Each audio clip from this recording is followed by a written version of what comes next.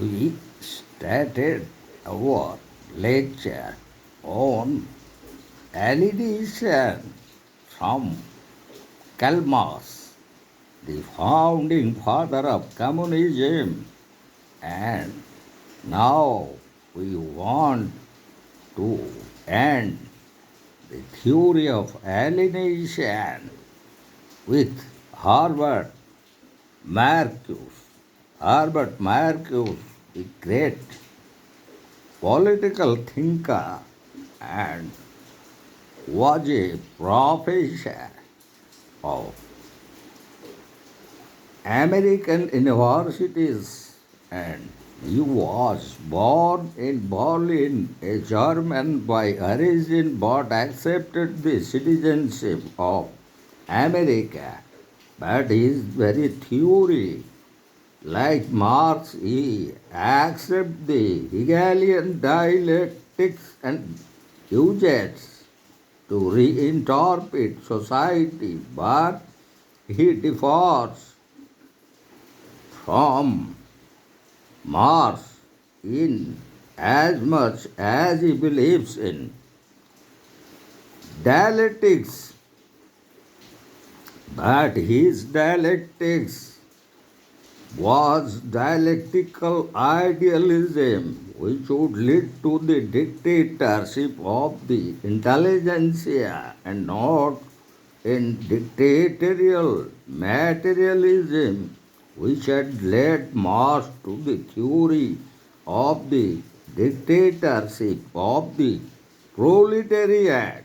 He differs from Eric Fromm, Robert Nisbet, also from Sri Wright Mills, all those who had developed the human conditions in the contemporary 20th century industrialized society and had directly or indirectly suggested a return to pre-industrial age. Marcuse was believing in industrialization and all its material benefits, but he thought that the time had not come when we had to move not backwards into the pre-industrial age but forward into a post-industrial age. In the age of affluence in which we were living, according to Marcuse, production should be treated as a product of labor and performance principle should be replaced by the pleasure principle. With scarcity having been conquered and the society was having achieved maturity, the time had come to build up a narrow, repressive civilization, a civilization in which the individual could give impression to his creative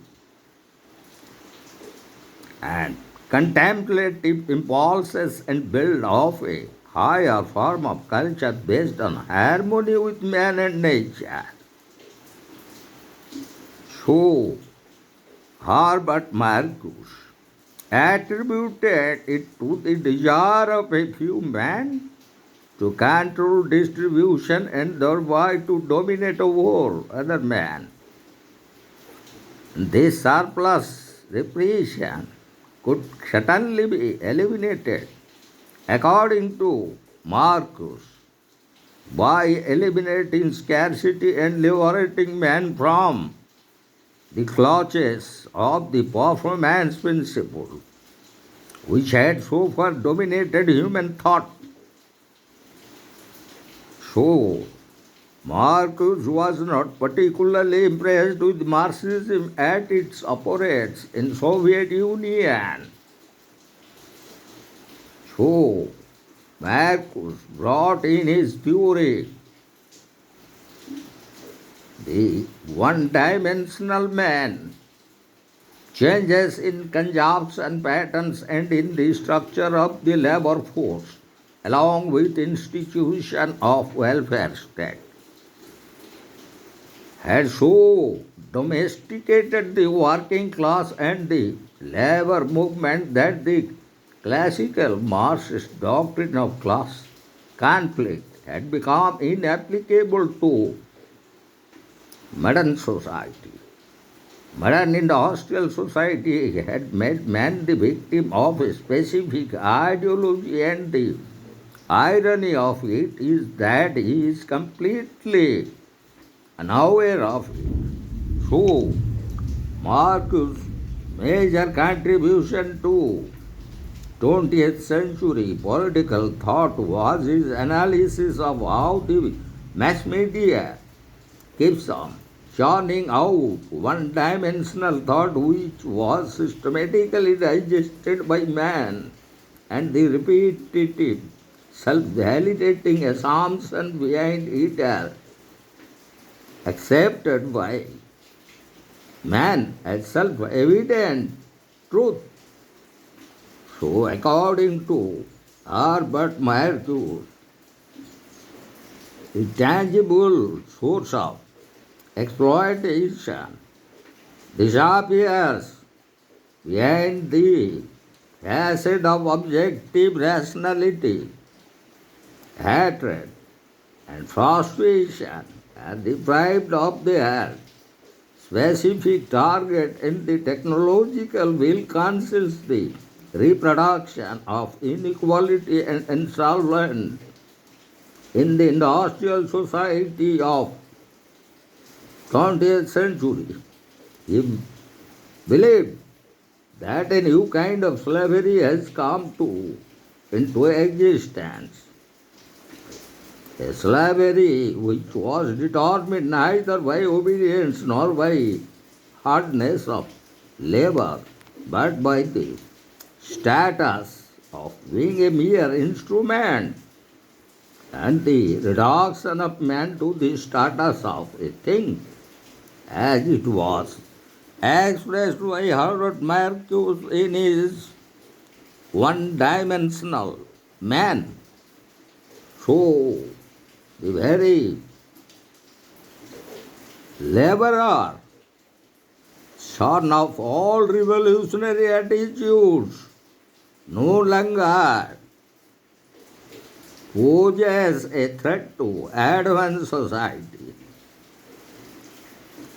Like Robert Nisbet, Marcuse believed in a new kind of society and a new kind of man, and he believes that they were both desirable and attainable. The only alternative to it being nuclear suicide. He was believing in a non-repressive civilization, a civilization in which nature would be experienced primarily as contemplation. Violent and explosive attempts would cease, and man would be actively engaged in display in the free manifestation of potentialities, as Marcuse expressed in his Reason and Revolution. As he was believing that in a truly individuals, all laws were self-given by the individuals. Man was free from the discrimination by men and by institutions. There was no surplus repression. The society would make optimum use of science and technology and minimize the need of human labor. That society of men emerging from Deus, this new form of society would make rational and scientific use of resources for the ultimate happiness of all. When it would mature society would establish, and Marcus regards that not as an utopia but as a form of objective truth.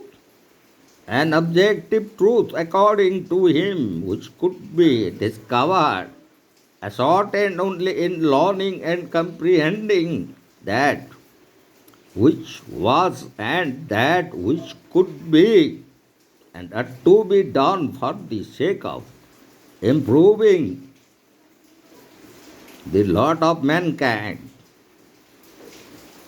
Mankind would then be able to evolve a higher form of culture in which, as Professor Meehan expressed, labor had been transferred into play, productivity into display, sensuousness has replaced reason as the primary factor in human life. The problem still remains how to bring it about.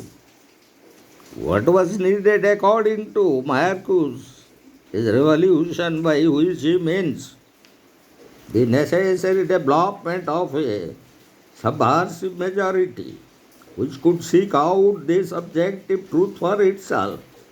Marcuse does not hesitate in suggesting to the leaders of this subversive majority determined to bring about a revolution that he blocked by organized repression, which would quite possible they should take recourse to undemocratic means.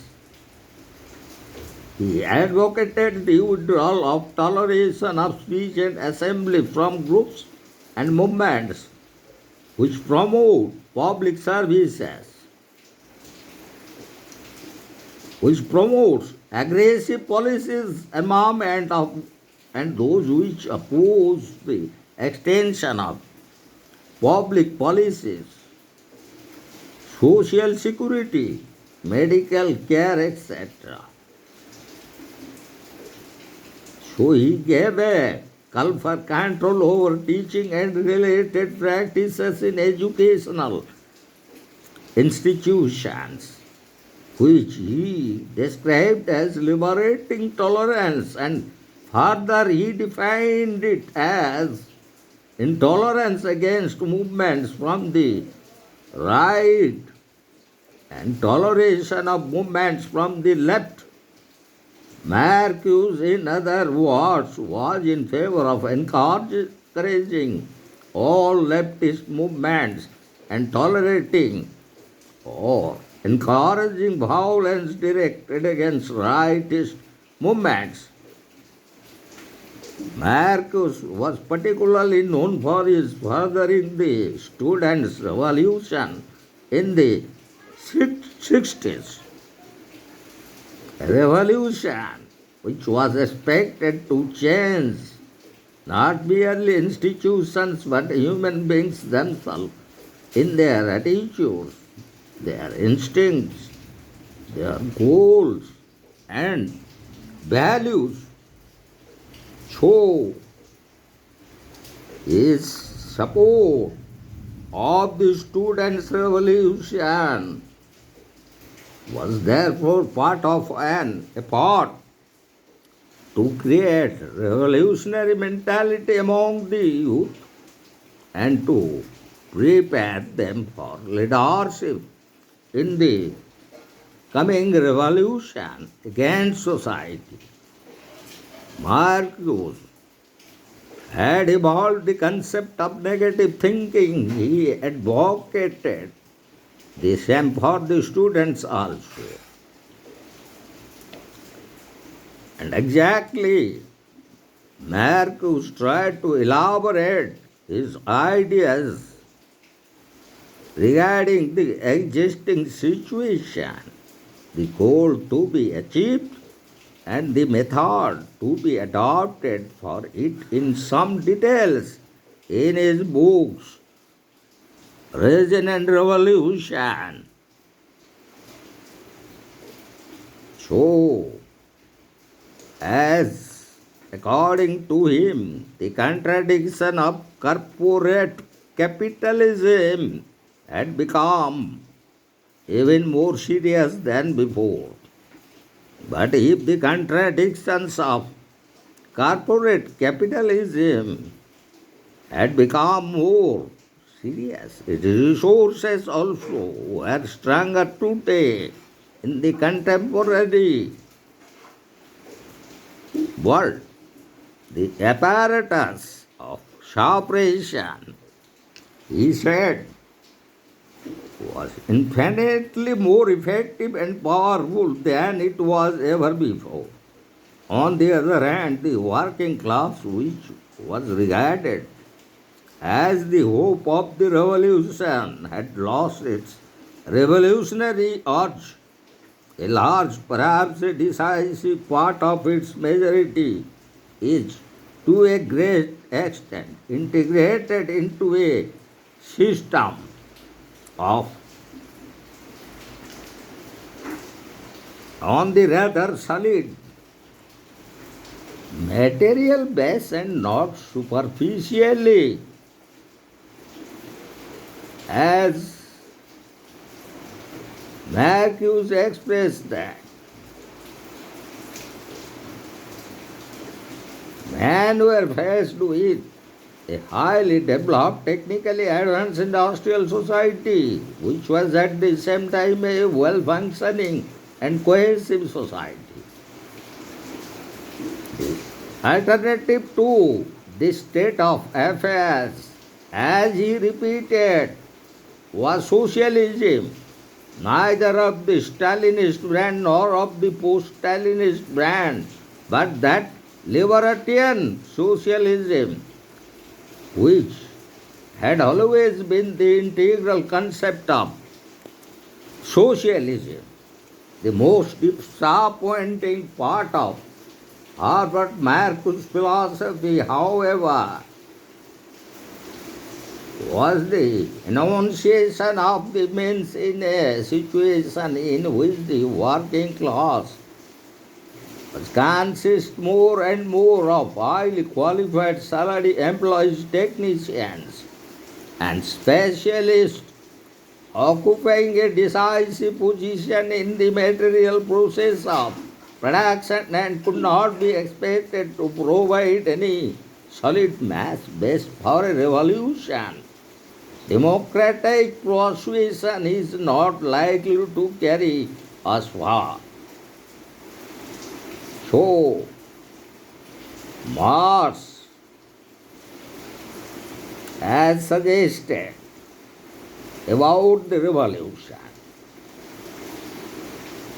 Herbert Marcuse therefore advocated not a large centralized and coordinated movement, but local, regional political action against specific grievances such as riots, ghetto rebellions, and so, and certainly mass movements which in large part are lacking political consciousness and which would depend more than before on public for political guidance and direction by militant leading minorities.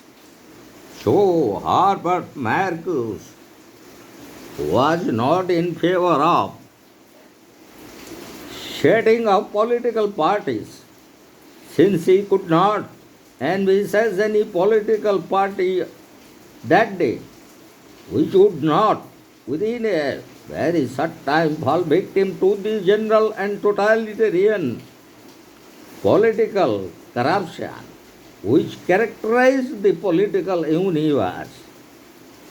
He did not believe in alliances, not even an alliance with the devil. As Lenin said, because the devil had become much too strong, he would eat us up. So Marcuse was in favor of an entirely overt organization diffused, concentrated in small groups and around local activities, small groups which were highly flexible and autonomous, small contesting and competing groups active at many points at the same time, a kind of political guerrilla force in peace or so-called peace. Small groups concentrated on the level of local activities may grow into the basic organization of libertarian socialism. As Marcuse proposed, along with this he advocated political education, but did not make it very clear what he was meaning by it.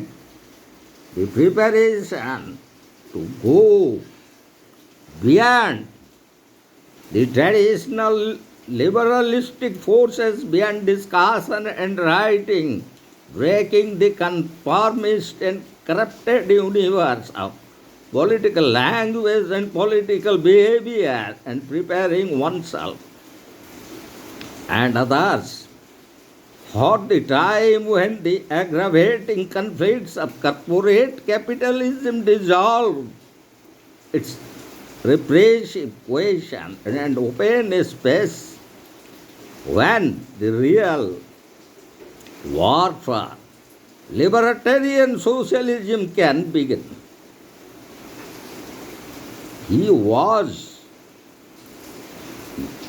had the knowledge that in the eyes of the establishment, and one suspects in his own eyes too, such behavior would and must appear as foolish, childish, and irrational.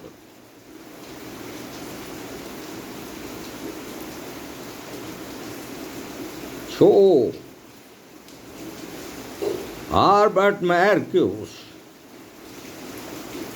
advocated for most of his life regarding counterculture for its very realization,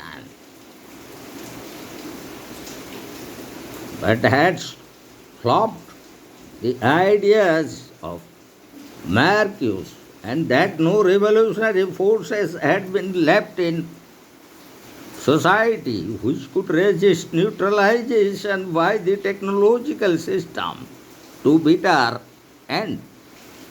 So, from Soren Kierkegaard through Friedrich Nietzsche and Dostoevsky to Jean-Paul Sartre and Albert Camus, and from the Existentialist through Eric Fromm, Robert Nisbet, and Herbert Marcuse to the new left, is a long journey for the alienated individual to take in search of a state and a society in which he could live a life of creative happiness within himself, of love and friendship with his fellow man, and peace and harmony with nature.